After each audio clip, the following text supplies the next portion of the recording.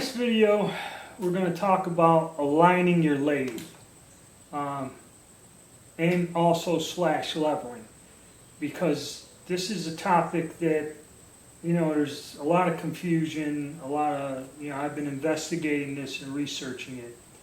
And basically what you want to do is set your lathe up and get it level. All right, it's a normal thing.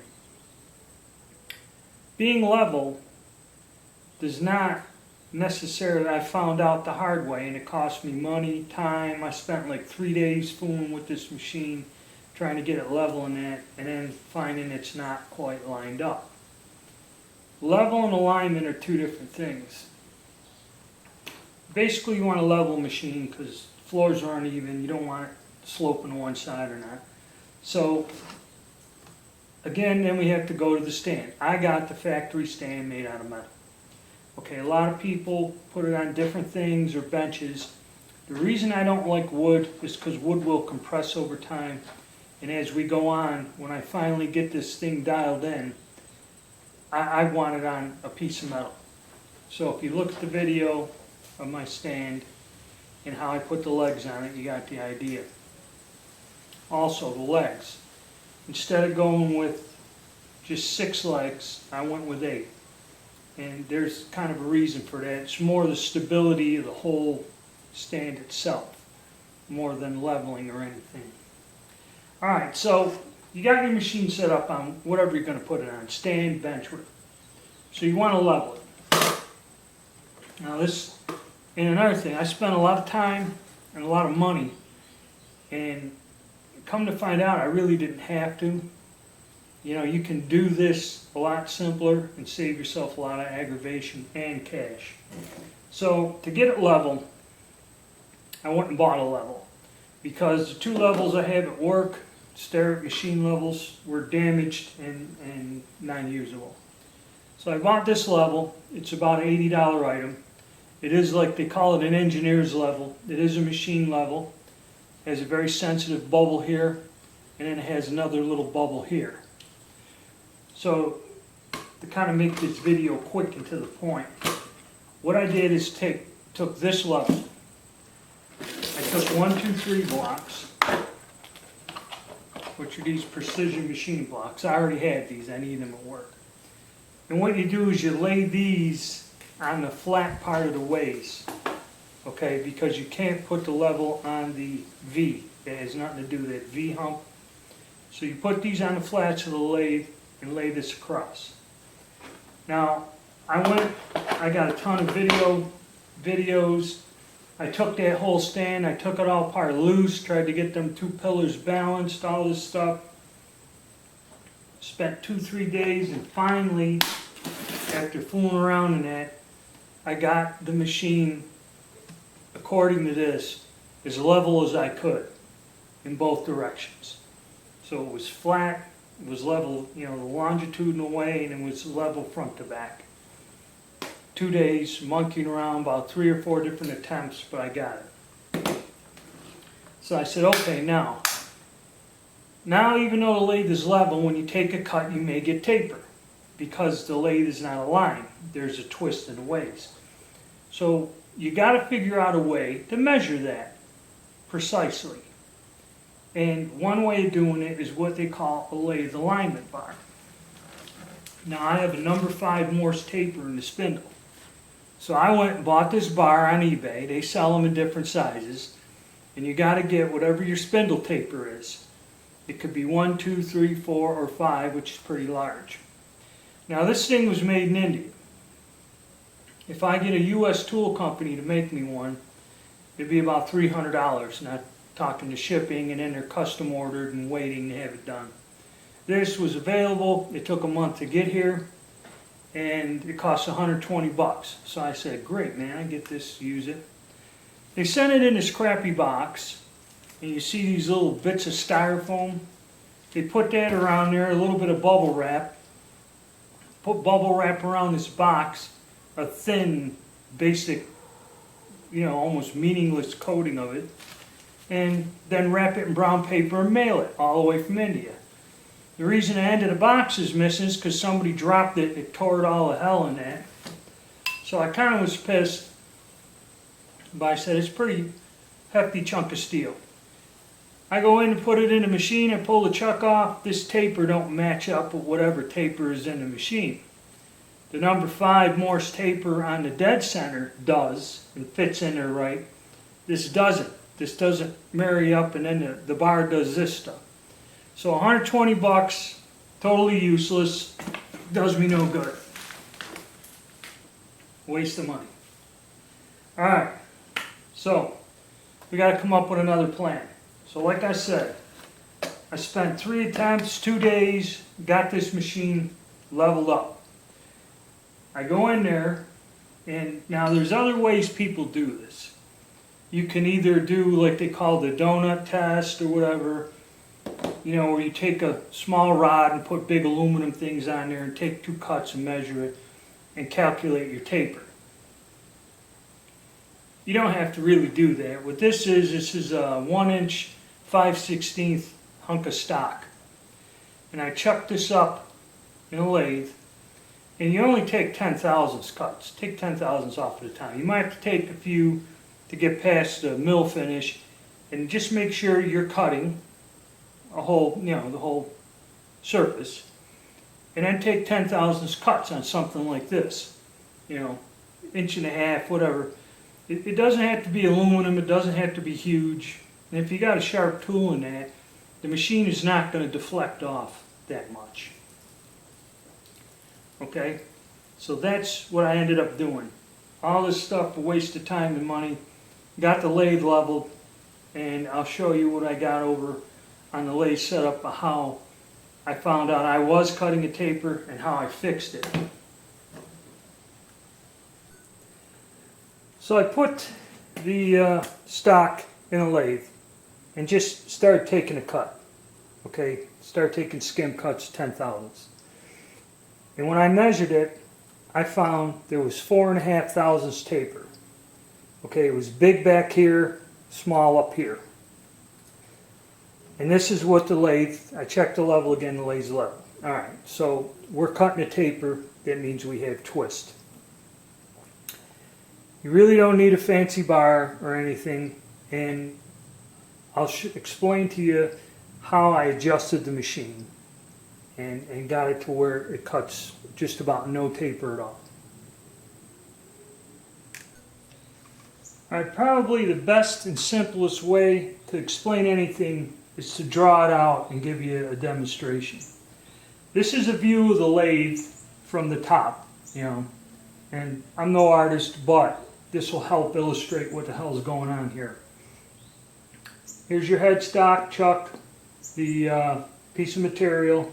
These are the ways. This is the carriage, and I did not put the tailstock. This is just the other foot. What these things with the 2 holes represent are the feet at the bottom of the base of the lathe. The little pink things are the leveling feet. And you see the whole idea, instead of just going like 2 here, that cabinet would float and fluctuate and vibrate, so I went with 4 to make a solid base.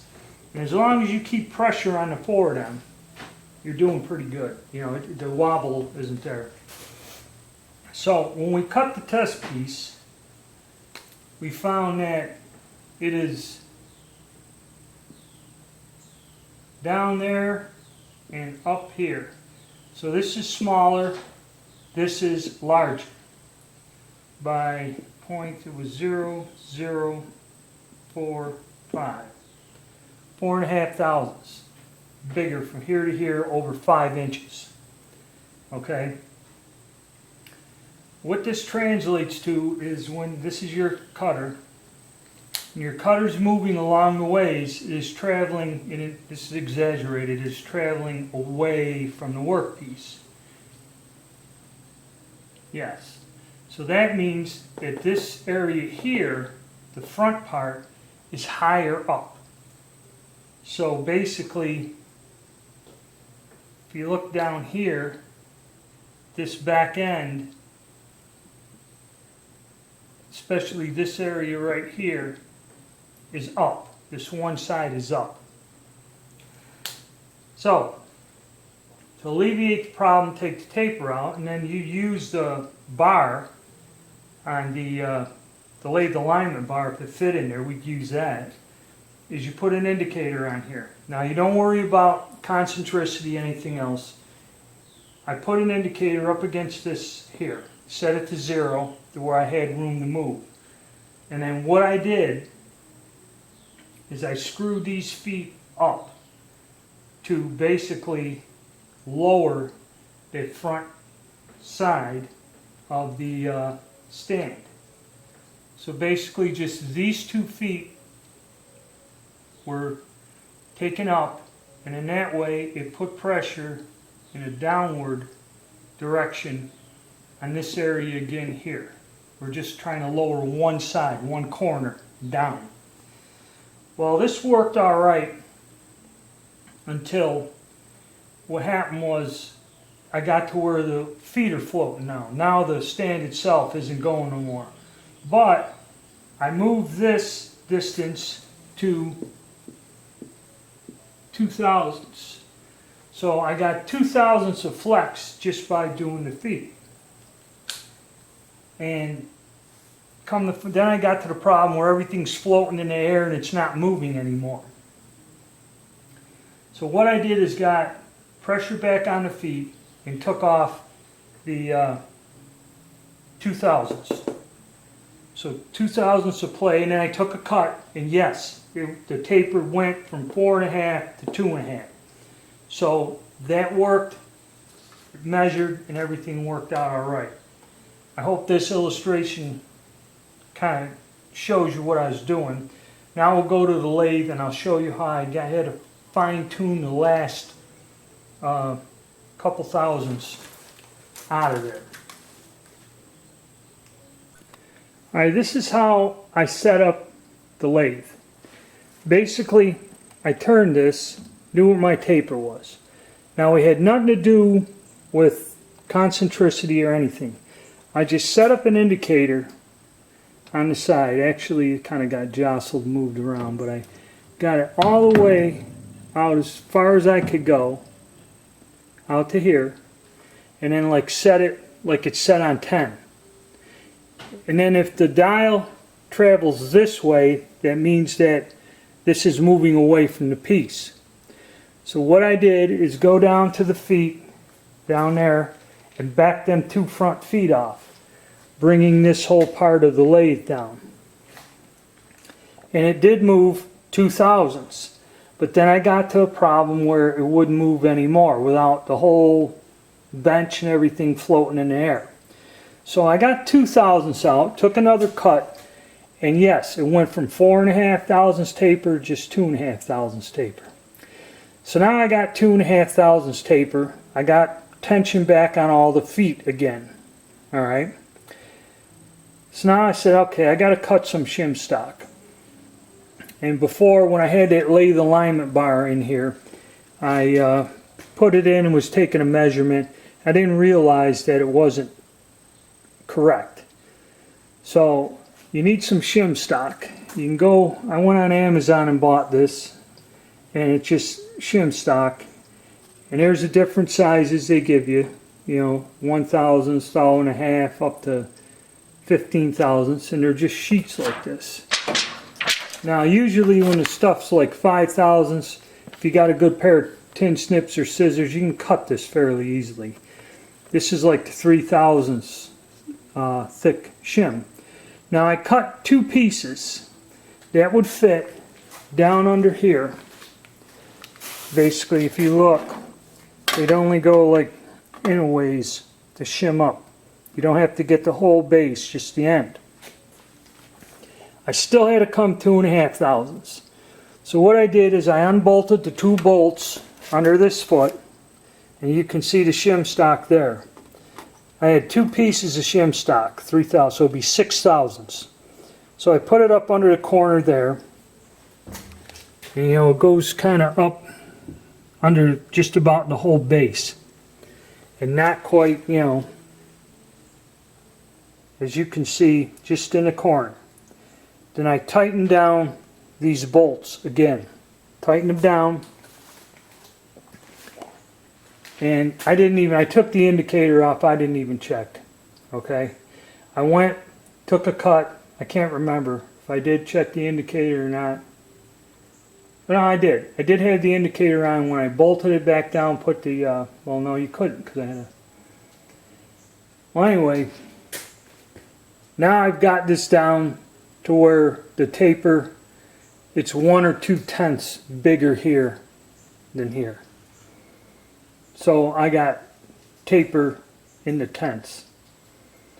So now I got this to where it's cutting correctly and with no taper hardly at all. Which, and I just took a cut before I started this video. It is like 0.0001 or something difference over the 5 inches. Which that's pretty damn good for any machine. So now I got this to where it's not cutting the taper. Is it level? No, because when I put the level back on here, it goes all the way to one side and then the side to side's off and that. So the lathe is no longer level. After spending days trying to level it, it's not level again. But guess what? I don't care. It cuts 1/10 taper over 5 inches. Alright. So, now the next problem I had. When I was fooling around with this thing, now we got to line up the tailstock. And to do that, we're going to put the dead center in here and try to line this up. Now when I first tried it, I put the dead center in this here. And I tried lining it up and I noticed that it was like off to the back, not quite lined up. And I said, well, let me try it. So I put a number 3 center drill in and tried drilling something, and it was so far off center that it would cut a circle on the face. In other words, that point was way out here. It wasn't on center. Now if you look at this thing here in the back, it has a little 0 alignment. Well, that ain't lined up at all, and that's pretty close to center. If you line that up, it's way out of whack. I tried lining these two things up, and it was way off. And you use these set screws to basically move it over. And I got it close. I drilled on center, centered it. But now what I'm going to do is I'm going to break all this down, and we're going to put the 2 dead centers in, and I'm going to wheel this up over here with the dead center in, and we're going to try to align this. Now, if we know we're cutting intense there, and we put a center in and we turn something and we get taper, that means that our center's off. And then you'd have to just adjust it per se like this, using the set screws. There's one here, one on the other side, and then fine tune it in.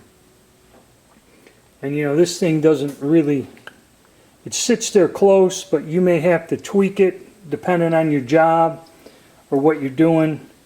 But it should be close enough to center where you could drill with it, which this thing wasn't. So I'll show you how I'm going to try to line this up, because now I got this. I checked it again today. I'm happy with it. The lathe is no longer level according to the level, but it's cutting intense in taper. So now we're going to try to line up tailstock and take it from there. Okay, trying to align the centers. Now as you notice, the tailstock looks like it's exact opposite of what I had. I don't know if that's from the moving it around or whatever, but it looks slightly off. So what you do is you go over here to these here, and the best thing to do is back them off, okay? Because you don't want to put a lot of pressure on these. So I back them both off and turn one and watch the center move, figure out which way to go, and then you draw, you know, you keep them loose, get it over there, then gradually add tightness or tighten down the other side till it kind of locks in there. So that's what I'm going to do next and try to move that over. Okay, it's about, I don't know if this thing will focus well, but it's a lot better than what it was. And by eye, it's at least as close as I can get it by eye, pretty much right on. Can try to Turn that in a little. Yeah, it's like I said, you'd have to get MAGIX on a piece and try to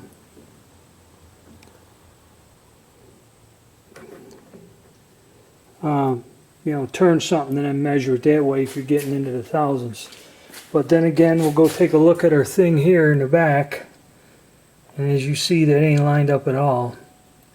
So I don't know what that is or what the hell, but it does kind of look flush. So it's about as close as I can get it by eye. And the only way we'll know is if we turn something. But that's one way, a quick way, lining up your tailstock. You know, then the other's just trial and error and cutting a piece, you know. But that should get the lathe cut and true, get everything aligned, tailstock aligned and everything, and we should be ready to go and start doing some things now. And as accurate as it possibly could be.